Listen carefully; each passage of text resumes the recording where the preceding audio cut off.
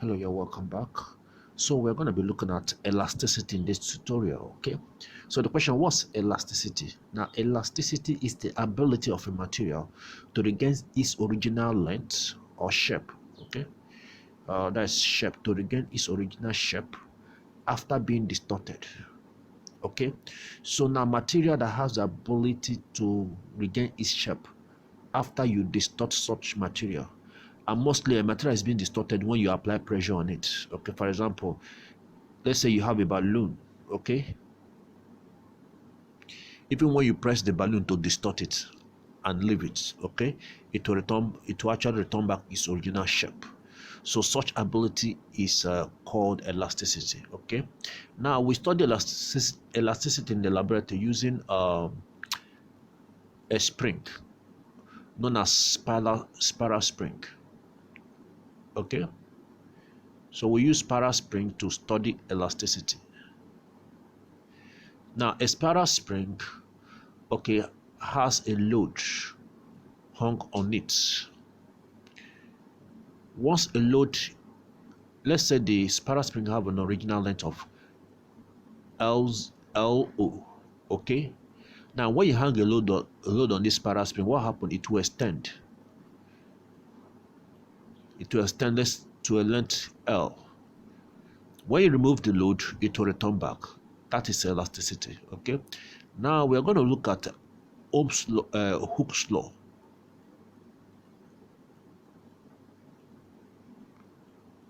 Hooke's law of elasticity. Now Hooke's law states that provided that the elastic limit of a material is not exceeded, the applied force F is proportional to the extension that is actually produced. That simply means that the more you apply a force to that particular spiral spring, the more extension you have. Okay, so according to him, apply force is proportional to the extension. So that simply means that force is going to be equal to K, okay, constant of proportionality extension. Now the K is a constant known as the force constant. So every material has a force constant. Okay. So question is, what's the force constant? How do we evaluate the force constant, and what's the SI unit? From here now, to make the force constant the subject of formula, all right, force constant is going to be equal to F force divided by the extension. Force is measured in Newton, extension is measured in meters, okay? So that is force constant of every material is given as Newton per meter. All right. So this formula is a formula for Hooke's law, and it's very important in elasticity. So please take note of it. Now this is one way of expressing the relationship between force and extension. Now the question is, okay, how will I be able to calculate extension from the original length of that wire, okay, and the final length? Remember, the original length of the wire is L0. Then when you actually put a load here, the wire actually extends to this particular length. So that means the difference from here, the distance from this point to this point, which of course is the difference between the original length and the final length, is the extension. So we can simply say that the extension of a wire is going to be the final length of that wire minus the original length. That's the extension. That simply means that if I now bring it to Ohm's law, okay, I can also express the force applied to be equal to, okay, up bracket open, the final length or the current length minus the original length, all right, of a wire. So take this as equation 2. All right, so I hope that is well understood. So invariably, now let's see a situation where a force of 20 newton, okay, was applied on a spiral spring to extend it from 20 to extend it from an original length of 20 cm to final length of 20 20.5 cm. So the question is, what is the force constant? So to get the force constant of that particular, okay, so we are going to use this formula. So I'm going to be having force is equal to the force constant K. Okay, already I have the, let me just put my values inside it. Okay, all right, so my force is 20 equal to the force constant is K. That's what I'm looking for.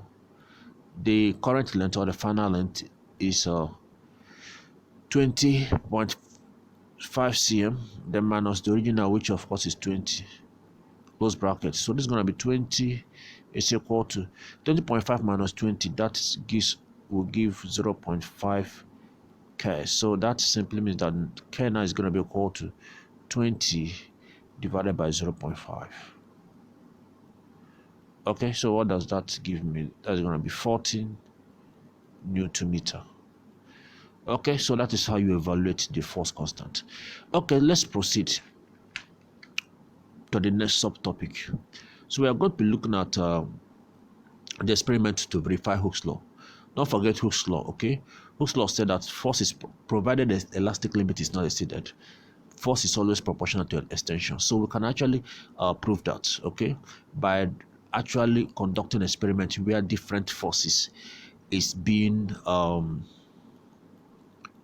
okay, where different forces is actually being applied to a material, and you keep on extending, the extension is being recorded for different forces, okay? Then after which a graph, okay, of from Hooke's law will be drawn. So I'm only interested in showing you the nature of the graph. It's a graph where force, okay, is actually being is the vertical axis. Force is being drawn against extension. So that means extension is actually our horizontal axis. So according to Hooke's law, okay, we know that force is proportional to extension. So that means if you draw this graph, because force is proportional to extension, you will have a straight line graph that starts from the origin because of the proportionality.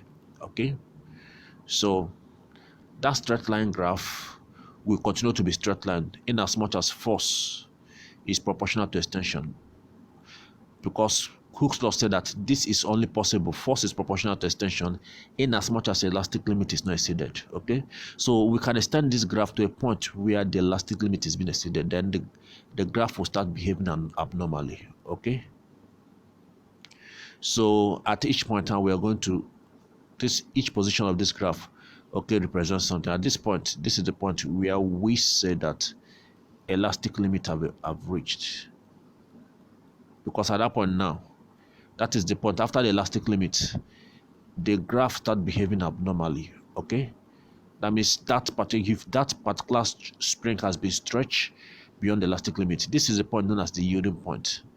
It is at the yielding point now we have just little load, okay, even though the load is reducing, but extension is increasing. Okay, at that point extension and force is not proportional again. Then this point is the point known as the breaking point. That's where the material now cannot handle that, the force that is being, the pressure on it, so it breaks. So this is breaking point.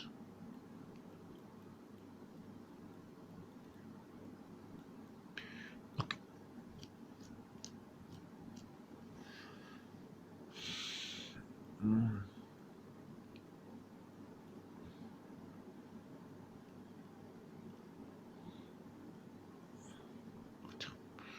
Yeah, I think.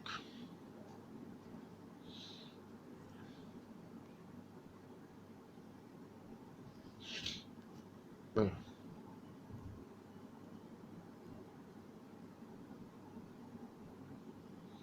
Yeah.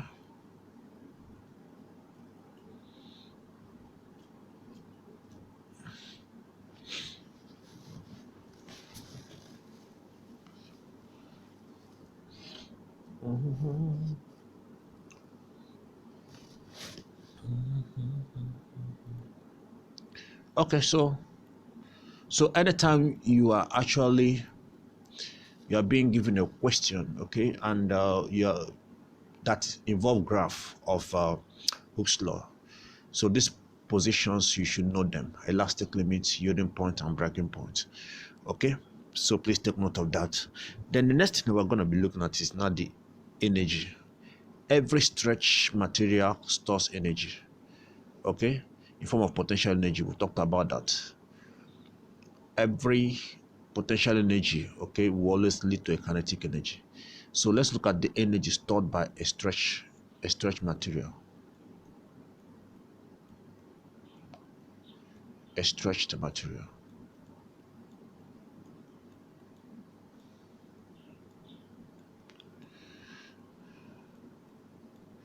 So as you stretch that material,